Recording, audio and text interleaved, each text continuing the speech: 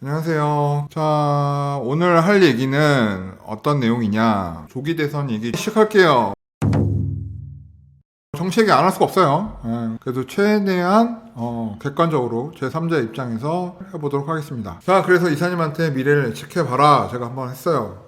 저도 이 그래프에 충분히 이럴 수 있는 시나리오다라고 생각을 하거든요. 2025년부터 2034년, 한 10년 정도죠. 10년 정도 그래프를 그려놓으면, 이건 이제 민주당에서 정권을 가져갔을 때 예상해보는 그래프예요. 초반에는 이렇게 좋은 정책 펼 거잖아요. 사람들이 좋아하는 정책, 포퓰리즘. 그러면서 경기 회복에 대한 어떤 불씨 막 당겨줄 거니까 경기가 좋아지는 거 아니야? 이러면서 주택가격이 오르고 경기도 빠르게 좋아질 거예요. 왜? 왕가신랑 한편이니까 일단 인기 영합해야 되잖아요. 그래서 인기 영합주의적인 정책들이 마구마구 나오면서 빠르게 경제 회복에 대한 확신 이런 것들이 들면서 주택가격도 상승하고 경기도 좋아질 거예요. 그러나 시간이 좀 지나서 집값이 오른 거에 대한 국민적 분노가 또 생기겠죠. 그러면 대통령 선거 때는 규제 안 하겠다 했지만 규제들이 튀어나올 수밖에 없죠. 그죠? 그래서 국회하고 행정부하고 합쳐서 엄청난 규제를 만들어낼 겁니다. 그래서 규제들이 다다다다닥 때려치게 되면 심리적으로 이제 두려워버리니까 두려운 심리를 갖고 있는 사람들이 매도에 나서게 되겠죠. 그러면서 사는 사람은 없고 이제 주택은 끝났어 또 이런 이야기 돌겠죠. 그러면서 잠깐의 조정이 있을 거예요. 이사님이 조정폭을 좀 되게 세게 해놨는데 조정이 좀 있을 거예요. 그래서 조정이 좀 있을 것이고, 근데 생각보다 조정이 깊지가 않네? 그러더니 거래가 안 돼. 그러더니 갑자기 어느 날 거래가 하나 툭 되더니 가격이 팍 올라. 또 어쩌다 또 하나 거래더니 가격이 또 팍 올라. 이거 뭐야? 이러면서 주택가격의 폭등이 일어나는 상황이 벌어지게 될 거예요. 그러면서 이렇게 주택가격이 올라도 공급이 안 되는구나.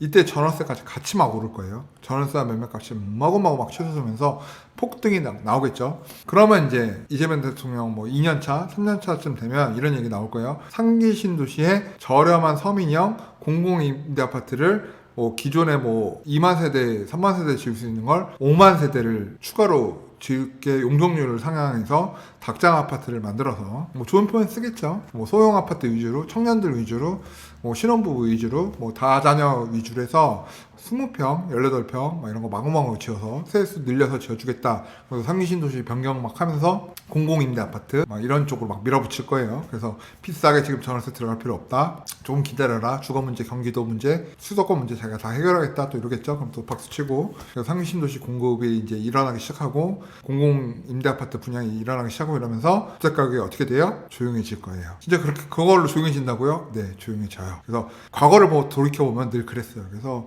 좀 조용해지다가 결국에는 이제 보금자리 주택이니 이런 이야기도 나오고 좀 조용해지다가 포퓰리즘의 후유증이 오겠죠. 그죠? 너무 퍼주기식을 했기 때문에 나라의 빚도 굉장히 많이 늘어났을 거고 기업들도 이런 경기 상황에 대해서 앞으로 괜찮을 거야. 국가가 다 막아주는데 이러면서 과도한 투자가 일어나는 경기 호황이 오게 되면서 오버해서 투자하고 오버해서 직원들을 뽑고 오버해서 산업을 확장시키려는 기업들이 좀 많이 특정 산업군에서 나올 수 있어요. 그러면서 그것들이 한 번에 무너질 수 있는 상황이 벌어질 수 있다고 봐요. 그게 뭐냐면 이재명의 시대 때는 투자를 해라 라는 말씀을 하는 거예요. 저는 이재명의 시대 때는 투자를 하고 이재명 시대가 막을 내리기 시작할 것 같으면 어떡하다? 다 정리해서 현금화한다. 아마 파란당에서 가져가면 경기의 회복 속도도 빠르고 자산시장의 상승도 굉장히 빠를 가능성이 높아요. 대신 부작용은 분명히 있을 수 있다. 그죠? 그래서 치고 빠지기를 잘해야 될 것 같다는 게 제 생각입니다. 물론 저는 포퓰리즘 후유증이 안 올 수도 있어요. 그거는 이제 그 당시에도 여러분이 저를 만나고 있다면 제가 판단을 하는 데 있어서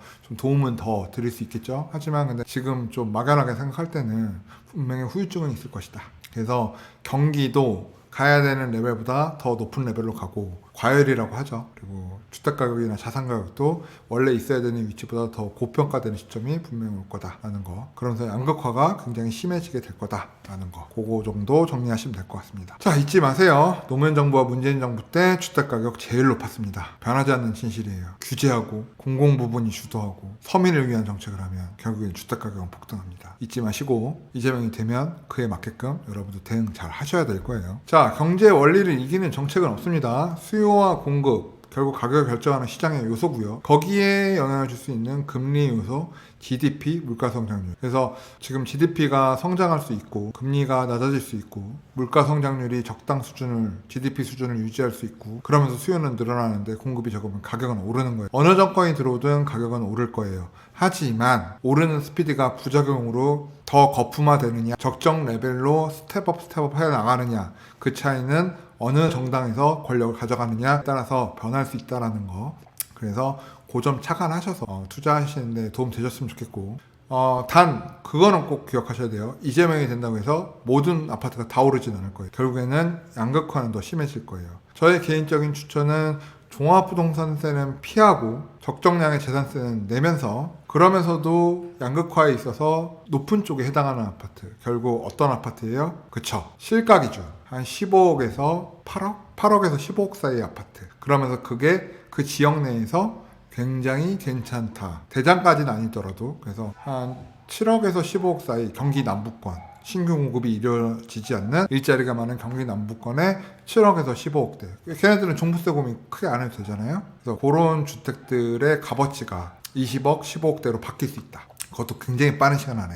좀 착안하셔서 경기 남부권에 7억에서 15억대의 똘똘한 주택들을 지금부터 잘 투자를 하실 것을 권해드리고요. 한 2주택까지는 괜찮을 것 같아요. 3주택은 조금 전월세에 대한 세금 부분도 좀 꺼려지니까 한 2주택까지로 해서 7억에서 15억 사이 경기 남부권 정도 타겟 잡으시면 좋지 않을까 생각이 듭니다. 근데 이거는 뭐 이재명이 되든 아니면 뭐 빨간색에서 되든 뭐 큰 변화는 없을 것 같아요. 상승한 스피드 차일 거지. 그래서 그 정도 선에서 저는 추천드리면서 네, 민감한 정치에 대한 이야기 마무리하겠습니다. 자, 여러분 감사합니다.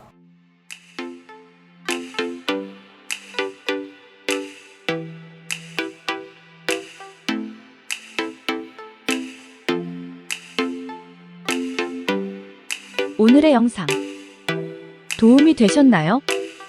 구독과 좋아요는 저희에게 큰 힘이 됩니다. 오래오래 우리 함께해요.